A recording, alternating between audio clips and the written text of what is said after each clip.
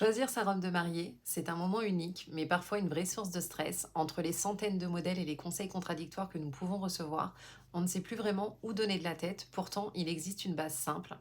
Pour faire le bon choix, connaître sa morphologie. En tant que coach en image, maquilleuse professionnelle et coiffeuse événementielle, je vais vous donner un guide clair pour identifier votre silhouette et comprendre vos proportions et trouver les coupes qui vous sublimeront vraiment. Première étape, prendre vos mesures correctement. Donc on commence par les épaules, on mesure d'un os à l'autre en étant bien droite. Au niveau de la poitrine, on va venir prendre des mesures au niveau le plus fort sans serrer. Au niveau de la taille, donc c'est l'endroit le plus creux qui se situe au-dessus du nombril et bien souvent en dessous des côtes.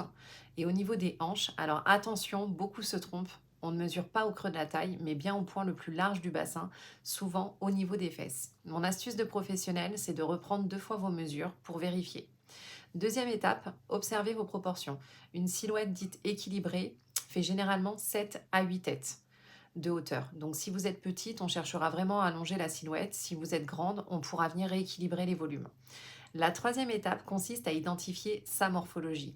Donc les morphologies en A, les hanches sont plus larges que les épaules. On peut s'identifier à Beyoncé ou Shakira. On mettra alors en valeur le haut du corps avec un décolleté travaillé et on choisira plutôt des robes trapèzes, empire ou princesse. Les morphologies en V. Les épaules sont plus larges que les hanches, comme Cameron Diaz ou Charlize Theron. On viendra adoucir les épaules et on donnera du volume en bas avec des jupes amples, des robes trapèzes ou princesse. Les morphologies en H, donc les épaules et les hanches sont alignées. La taille est très peu marquée. On peut se référer à Nathalie Portman. Idéalement, on crée l'illusion d'une taille avec une robe droite ceinturée, empire ou taille basse. Les morphologies en X, donc ce sont les morphologies où tout leur va. Taille marquée, silhouette équilibrée, comme Marilyn Monroe par exemple. Les tailles en 8, enfin les silhouettes en 8, pardon, donc la taille est plutôt marquée, les formes sont pulpeuses. Donc là, on s'identifiera plutôt à Kim Kardashian ou Monica Bellucci. Ici, on va vraiment choisir des robes qui suivent les courbes sans les comprimer, donc robe ajustée, portefeuille, ou plutôt une robe sirène mais de manière souple. Les silhouettes en I, donc ce sont des formes longilignes et fines, comme Nicole Kidman ou Gisèle Bündchen. Donc là, on va oser tout ce qui est robe fourreau, bohème, colonne, et on va vraiment jouer sur les textures pour donner du relief. Et pour finir, les morphologies en haut, qui ont des formes rondes, des formes généreuses, une taille très peu marquée.